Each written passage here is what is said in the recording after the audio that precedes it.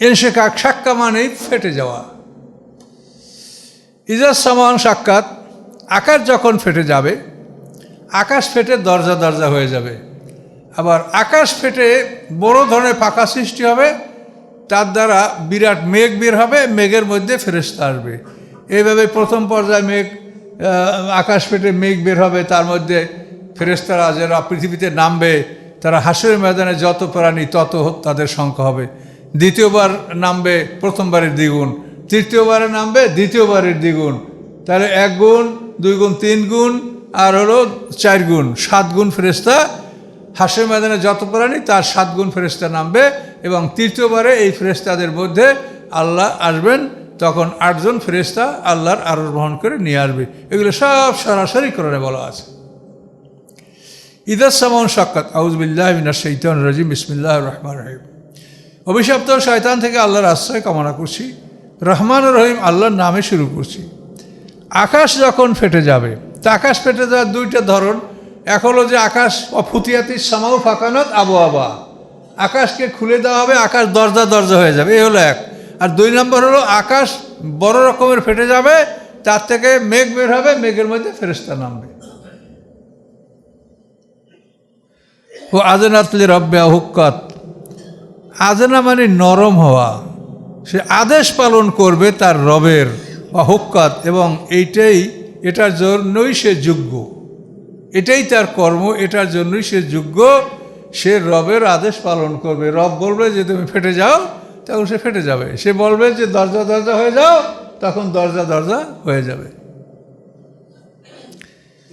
আযনাতের রব্বে, সে তার রবের আদেশ পালন করবে, হুক্কাত, এবং এই আদেশ পালন করাটাই তার কর্তব্য।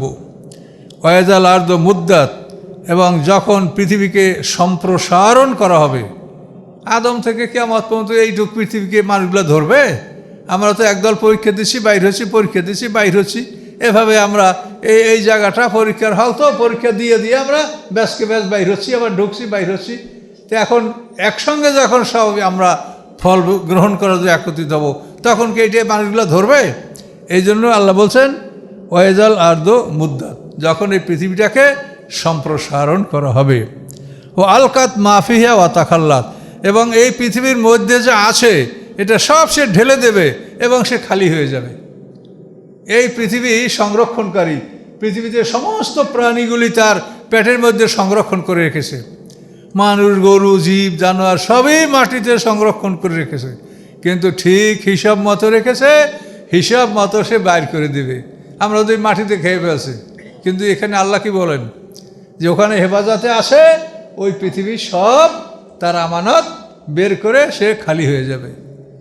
সোনার রূপা যা আছে তাও বাইর করে দিবে। তখন মানুষ পায়ের তলে সোনার রূপা ফেলে হাঁটবে আর বলবে এই সোনার জন্য আমি পৃথিবীতে মানুষকে গুলি করেছি, হত্যা করেছি, জুলুম করেছি, এখন এই সোনা তো কোনো কাজে লাগে না, এ তো কোনো কাজে আসে না। কাজে আসবে সুবহানাল্লাহ, আলহামদুলিল্লাহ, লা ইলাহা ইল্লাল্লাহ, আল্লাহু আকবার, কোরআন তেলাওয়াত, আল্লাহর জিকির, রোজা, নামাজ, নেকামল। এগুলির এখন অস্তিত্ব নাই, এগুলির সেদিন অস্তিত্ব হবে এবং এগুলি সেদিন সোনায় পরিণত হবে। হয়ে আছে এখনই, আমাদের বলার সাথে সাথে এগুলি স্বর্ণে পরিণত হইয়া এগুলি দ্বারাই আমাদের জান্নাত তৈরি হচ্ছে। কিন্তু পৃথিবীর স্বর্ণ এটা কোনো কাজে আসবে না। স্বর্ণ হলো এই যে স্বর্ণ আপনি দেখতে পান না। ও আলকাত মাফি অতাকাল, এবং ঢেলে দেবে যা কিছু তার মধ্যে, অতাকাল্লাত, এবং সে খালি হয়ে যাবে। ও আযনাতলে রব্বিহা, এবং আদেশ পালন করবে পৃথিবী তার রবের, ও হুক্কাত, এবং এইটাই তার কর্তব্য। সে আদেশ পালন করবে, এটাই তার কর্তব্য। ইয়া আইয়ুহাল ইনসানু ইন্নাকা কাদিহুন, হে মানুষ তুমি পরিশ্রমী। মানুষ পরিশ্রম ছাড়া মানুষের কিছু নাই। হে মানুষ তুমি পরিশ্রমী। ইলা রাব্বিকা কাদহা, তোমার রবের কাছে তোমার পরিশ্রম। তুমি যে পরিশ্রম করছো এটা তোমার রবের কাছে সব জমা আছে। তোমার রবের কাছে পৌঁছা পর্যন্ত তোমার পরিশ্রমটা অব্যাহত থাকছে। ফামুলাকি, তুমি তোমার পরিশ্রমের সাথে দেখা করবে যে এই জন্য তুমি পরিশ্রম করছো। কি আল্লাহর দিনের পক্ষে পরিশ্রম করছো, না আল্লাহর দিনকে ধ্বংস করার জন্য পরিশ্রম করছো? তুমি কি কোরআনের পক্ষে পরিশ্রম করছো, না তুমি কোরআনের বিপক্ষে কাজ করছো? তুমি কি করছো, তোমার পরিশ্রমটা তুমি সেদিন দেখতে পাবে। এখন আমরা লেবাস পোশাকে সবাই ভালো, কিন্তু আমাদের মতো অনেকের মধ্যে অনেক ভিতরে খারাপ কিছু লুকায়িত আছে কিনা বলেন? তা আল্লাহ বলেন তোমার পরিশ্রম কিন্তু আল্লাহর কাছে জমা আছে, তুমি ওটার সাথে দেখা করবে যে এই করেছি, এটার জন্য এই ফল আমি এখন গ্রহণ করতে বাধ্য। মোলাকি ফাম্মামান উতিয়া কেতাব ইয়ামিনহি, অথবা যাকে দেওয়া হবে তার আমলনামা ডান হাতে, ফাসাফি হাসাবু হিসাব ইয়াসিরা, অচিরেই তার থেকে হিসাব না হবে হালকা হিসাব। ডান হাতে আমলনামা যাদেরকে দেওয়া হবে তাদের থেকে হালকা হিসাব নেওয়া হবে। এটা সম্বন্ধে তাফসিরে বলা আছে যে ডান হাতে আমলনামা পেয়ে গেছে, তারপরও আল্লাহ তাআলা সেই বান্দাকে ডাকবে। বান্দা আল্লাহর এত কাছে আসবে যে আল্লাহর বাহুর নিচে তার মাথাটা চলে আসবে। তখন আল্লাহ বলবে, এই বান্দা তুই অমুক দিন এই অপরাধ করো নাই? তো আল্লাহর সাথে তো আর না বলার কোনো হ্যাঁ আল্লাহ আমি করি। তখন ওই বান্দা ঘাবড়াই যাবে যে আমার বোধহয় আর কাজ হবে না, আল্লাহ আমাকে জিজ্ঞাসা করছে, আমি অপরাধ স্বীকার করছি, আমাকে মনে হয় দোজখে পাঠাই দেওয়া হবে। খুব ভীত হয়ে যায় বান্দা। তখন আল্লাহ বলবেন, তুই এগুলো করেছো কিন্তু দুনিয়া আমি এগুলো প্রকাশ করি নাই, তো এখন আমি তোকে ক্ষমা করে দিলাম, তুই যা। এভাবে আল্লাহ তাআলা এই ডান হাতে আমলনামা যারা পাবে তাদেরকে আল্লাহ ক্ষমা করে দেবেন। ওয়ানকালে বলে আহলিহি মাসরুরা, এবং সে ফিরে যাবে তার আহালের কাছে, পরিবারের কাছে আনন্দ চিত্তে। আপনার বাড়ি আপনি খুব চিনবেন, তার কারণ প্রতিদিন আপনাকে এই বাড়িটা 2 বার দেখানো হয়, তা আপনি চিনবেন না? মরার পরে প্রতিদিন সকাল সন্ধ্যায় প্রত্যেকটা মানুষের ঠিকানা দেখানো হয়। এটা কোরআনে আছে, হাদিসেও আছে, আল্লাহ রাসূল স্পষ্ট বলেছেন। তো আর কোরআনে আছে যে ফেরাউন সম্প্রদায়কে তার আগুনের ঠিকানা সকাল সন্ধ্যা দেখানো হয়।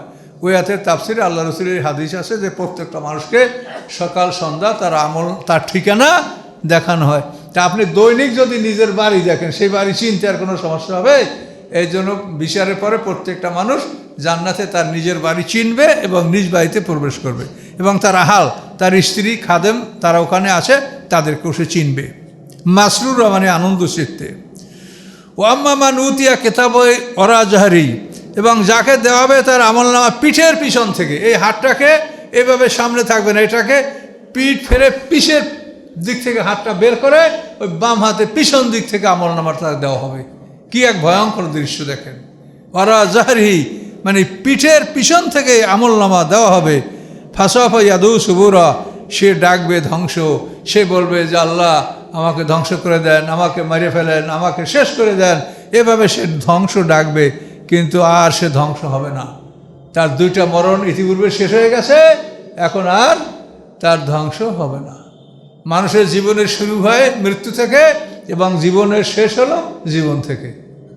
কি কাইফা তাকফুরুনা বিল্লাহি ওয়া কুনতুম আমওয়াতা, আমরা মৃত ছিলাম না? তাহলে মরণ থেকে জীবনের শুরু, আর জীবন শেষ হলো জীবন। শেষে আমরা জীবন পাবো, এই জীবনের আর কোনো শেষ নেই।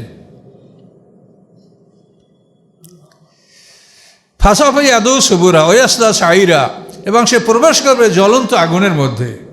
ইন্নাহু কানা ফি আহলিহি মাসরুরা, নিশ্চয়ই এই ব্যক্তি পৃথিবীতে তার পরিবার পরিজনের মধ্যে আনন্দিত ছিল। পৃথিবীতে সে ছিল আনন্দিত, তার কোনো দুঃখ কষ্ট ছিল না। ইন্নাহু জান্না আল্লাহ ইয়াহুরা, নিশ্চয়ই সে ধারণা করত যে কখনোই সে আল্লাহর কাছে ফিরে আসবে না, এটা ছিল তার ধারণা।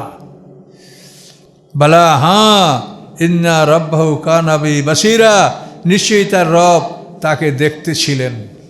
যে সে কি করে, রব সেটা অবজারভেশন করতেছিলেন, দেখতেছিলেন। ফালা উকসিমু বিশ-শাফাক, আল্লাহ বলেন এই লায়ের অর্থ হবে না, এখানে কসমকে জোরালো করার জন্য আরবি ভাষায় লা ব্যবহার করা হয়। তো আল্লাহ বলেন ফালা উকসিমু বিশ-শাফাক, আমি শফাকের কসম করছি। শফাক হচ্ছে লালিমা, সূর্য ডোবার পরে যে লাল রংটা দেখা যায়, এটাকে বলে গোধূলি ডাস্ক, এই লালিমা। তো ফালা উকসিমু বিশ-শাফাক, আল্লাহ বলেন আমি সেই সূর্যাস্তের লালিমার শপথ করছি। ওয়াল লাইলে, এবং রাতের শপথ করছি। অমাওয়াসাক, এবং যা কিছু রাতের মধ্যে প্রবেশ করে আমি সব কিছু শপথ করছি।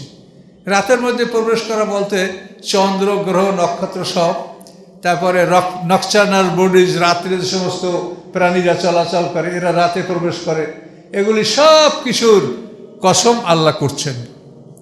ওয়াল কামার, এবং চাঁদের কসম, ইজা তাসাক, যখন চন্দ্রটা সম্পূর্ণ গোলাকার আকার ধারণ করে, পরিপূর্ণ হয়, পরিপূর্ণ চাঁদের কসম। কি কসম?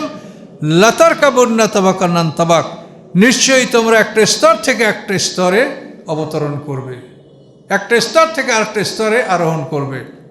তোমরা প্রথম ছিলে মাটি, সেখান থেকে তোমাদেরকে বীর্যে রূপান্তরিত করা হলো, সেখান থেকে তোমাদের মাতৃগর্ভে ভ্রূণ সৃষ্টি হলো।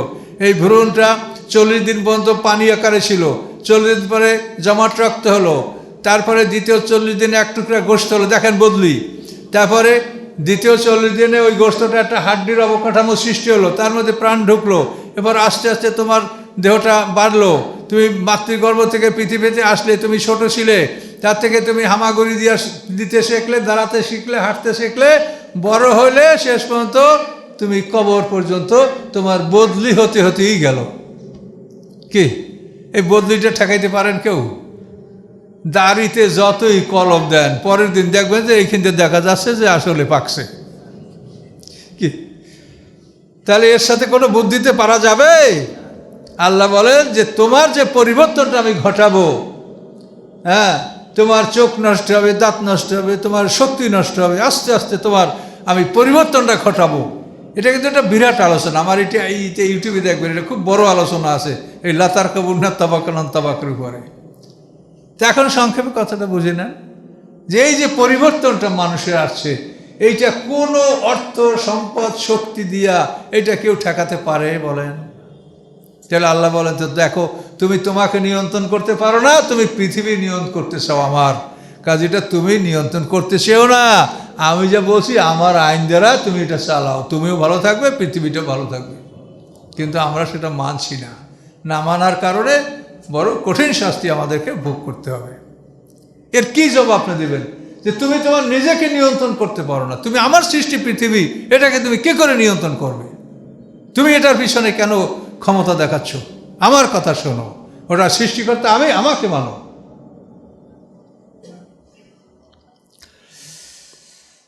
ফামা লাহুম লা ইউমিনুন, আল্লাহ বলেন কি হয়েছে তাদের, তারা ঈমান আনছে না কেন? ওয়াইজা কুরি আলিমুল কোরআন লা ইয়াসজুদুন, কোরআন যখন তাদের উপরে তেলাওয়াত করা হয় তখন তারা সেজদা করে না কেন? যাবার সময় সবাই একটা সেজদা করে যাবে, এটা সেজদার আয়াত। আল্লাহ বলেন যখন তাদের উপরে কোরআন তেলাওয়াত করা হয় তখন তারা মাথা নত করে না কেন? সেজদায় অবনত কেন হয় না? লা ইয়াসজুদুন, সেজদা কেন করে না?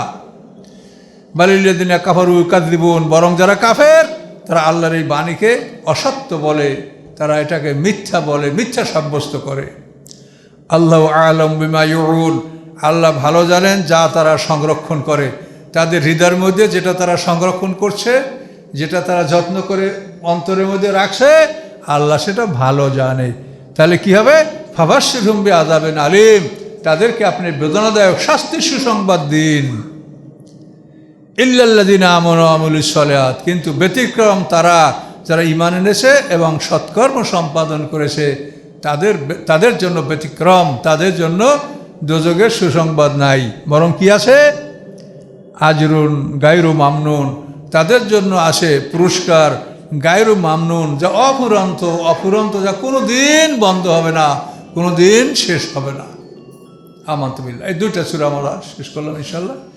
এরপরে সূরা বুরুজ, যদি আল্লাহ আমি সপ্তাহান্ত বাঁচাই রাখে।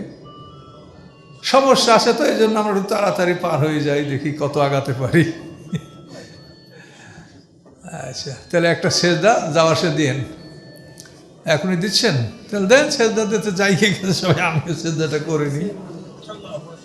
اللهم صل على محمد وعلى آل محمد كما صليت على إبراهيم وعلى آل إبراهيم إنك حميد مجيد.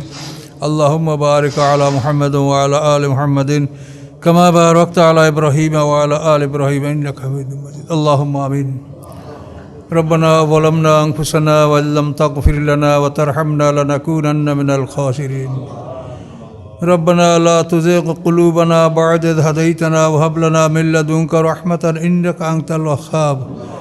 ربنا أفرغ علينا صبرا وثبت أقدامنا وانصرنا على القوم الكافرين. ربنا أفرغ علينا صبرا وتوفنا مسلمين. سبحان ربك رب العزة عما يصفون وسلام على المرسلين والحمد لله رب العالمين. السلام عليكم.